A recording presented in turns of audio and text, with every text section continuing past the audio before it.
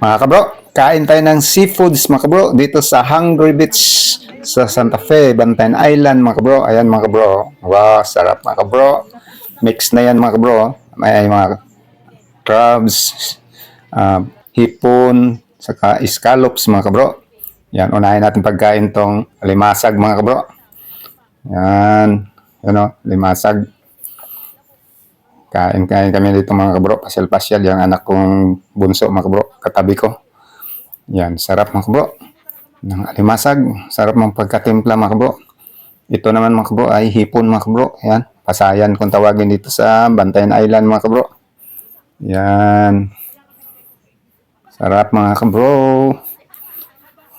Kain mga kabro. Yan. Tapos may sanmig. Tagay-tagay. Kain mo na mga kabro.